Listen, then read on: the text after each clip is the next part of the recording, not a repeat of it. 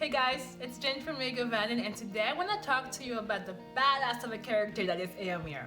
Now is the hour! Riders of Rohan! Those you have taken!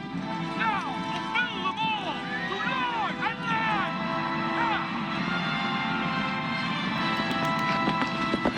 Éomer was the son of Éomer and Theodwen, who was the sister of King Theoden. Éomer and Theodwen had a daughter named Éowen. We'll talk about Éowen and her general badassness in another video. I am no man. When Éomer was 11, his dad was slain in battle by orcs, and not long after that, his mother died of illness. Luckily, their uncle Theoden adopted his niece and nephew and raised them as his own children, together with his son Theodred. Éomer grew up in Rohan, and grow up did he ever. He grew up to become big, strong, and a really fierce warrior. Tolkien describes Éomer as a tall man, taller than the rest. Vague, yes, very vague, but he does specify that Éomer was of like height with Aragorn, so that tells us that Éomer was 6 feet 6 inches tall. We can attribute his great height to his bloodline, more specifically his grandmother, who had some of that sweet Numenorean blood that makes folks wiser, helps them become better warriors, sometimes gives them long lives. And if we are to base it off of the men we see in the films, I'm pretty sure folks who are descendants from the Numenors are automatically sexy. And yes, Éomer is ridiculously sexy. Let's get that out of the way now. He's hot, it's distracting, we just have to deal with it. So Éomer was so effective in battle that Theoden named him Third Marshal of the Mark. Marshal of the Mark was a title of high rank within the Rohan army. The marshals were considered lieutenants of the kings and commanded not only a fully equipped Eored, which is a group of 120 mounted warriors. On top of that, Éomer was also one of the 3 marshals, meaning that he was in charge of 1/3 of the entire Rohan army. This means that if there was, 100 different Eorods who showed up in battle, there would be 12,000 warriors, and Éomer would command 1/3 of the men. So in our example, he would command 4,000 men. So that's a lot of men. Éomer was a very strong leader of men. Don't take my word for it, just have a look at this shot when he switches from rider to attacker while galloping down Pelennor Fields on his horse. Éomer grew up with the king and his cousin Theodred. It was a happy household. Theoden loved him like a son, and both Theoden and Theodred honored Éomer very highly. So despite the death of his parents and being an orphan, things were going okay for Éomer, until they weren't. In the movies, we are introduced to a pretty pissed off Éomer. The only time the guy actually cracks a smile is at the very end of the films at Aragorn's coronation after Sauron is defeated. And I'm okay with that. It just serves to show that Éomer means business, and that we know that when Éomer is on the battlefield, things are going to get taken care of, and it's a very bad day to be an Uruk-hai. So Éomer does not mess around, and when we meet him, he has a plausible cause to be pissed off at everybody. First, the king's advisor was secretly a spy of Saruman and poisoned the mind of the king. Éomer fell into the king's disfavor, and Rohan became increasingly weaker. The son of the king, who Éomer regarded as a brother, was ambushed by orcs and killed. He was the only one who suspected the alliance between Saruman and Sauron, and nobody wanted to hear it. And, right before running into Aragorn, Legolas, and Gimli, he was just exiled by Grima Wormtongue for essentially trying to save Rohan from destruction. So when he meets Aragorn and company, it's just a really bad time, and the guy does not have time for chit chat. And what we get from Éomer as an introduction is him being like, "Look guys, it's a mess here. I've been banished. Sorry I killed your friends. Here are 2 horses. Bye." That's it. Then, as the events of the second film play out, we only meet Éomer much later at the end of the film when he and Gandalf show up and secure a victory for our heroes at the Battle of Helm's Deep. Then in the movie ends and it's time for the Return of the King. On the Return of the King, Éomer can be seen wherever there is serious action going on. He's there during the death of Saruman at Orthanc. He's there during the entire Battle of Pelennor Fields.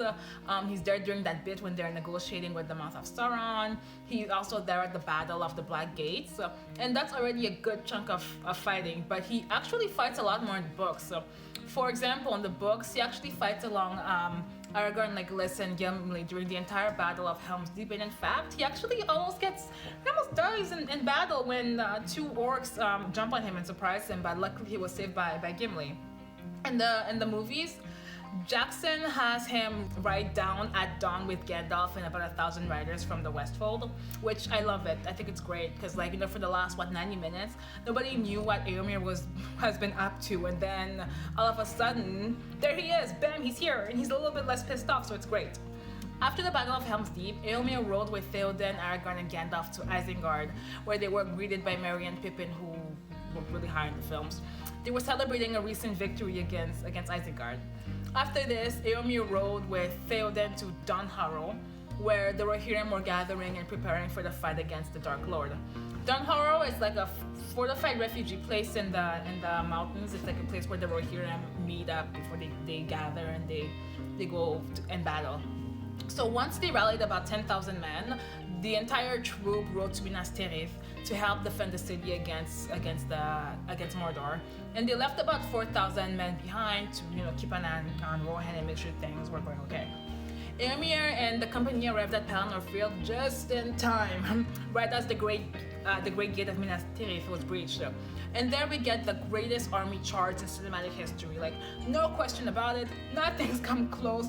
No, I haven't seen every single charge that's been filmed, but I am 1,025% certain that this is the holy grail of charges and nothing has beaten it, nothing can beat it, nothing will ever beat it. So during the battle, Éomer fought like a boss and killed at least 3 Oliphants and countless orcs. We have a lot of shots of Éomer crushing it in the battlefield, and despite everything that needed to happen to wrap the film up, Jackson took a bit of time and offered us this moment of Éomer breaking down when he sees his sister among the riders of Rohan in the battle against the forces of Mordor. Tolkien tells us that Éomer was driven to temporary madness at seeing Éowyn's body and thinking she was dead. So this is interesting. Let's back up for a minute. In terms of character depth, Éomer is up until that point, he's presented as brute strength. That's it.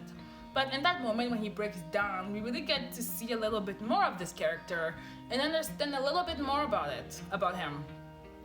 He's not just a machine who crushes it in battle, but he's a guy who feels pain, who cares, who is not immune to the overall emotionally charged events taking place, and it's just a bunch of guys trying to essentially save their world that they love from this great evil. So he's not immune to that. After the battle, we also get to know him a little bit more on a human level. After the battle, Éomer attended to his sister Éowyn in the houses of Ealing, where Aragorn and Merry, well, mostly Aragorn, cared for her. And during that sequence, we get a very nice line when Aragorn talks about the bond between the two siblings. Aragorn tells us that as broken as Éowyn's heart was when he rejected her, her love that she had for her brother was a lot stronger and served as a more potent reason for her to live. So Éomer is not only a brave and fearless warrior, but he's a decent guy and he's a good big brother. Muster the Rohirrim. After his sister recovered, Éomer became king of Rohan because unfortunately Theoden was fatally killed in the Battle of Pelennor Fields when he was crushed by his horse after being thrown by the witch's giant beast. So what happens to Éomer next? Well, Éomer attended the final council of war before the Battle of the Black Gates, where Gandalf, Aragorn in the movies, counseled that the combined forces of Gondor and Rohan, they must throw whoever's still alive against the strength of Mordor, and even if they had very little chance of survival. So at this moment, we get another little glimpse of the depth of this character, and it's interesting. So Éomer had very little business in the whole ring deal and had very little involvement in anything related to strategy or decision making. He was not invited to the Council of Elrond and the Fellowship of the Ring, and he only stumbled into Aragorn by chance. And before that, he only heard about this war and this great darkness stuff when he accidentally bumped into Boromir and Rohan when Boromir was on his way to Rivendell after having dreams about the ring.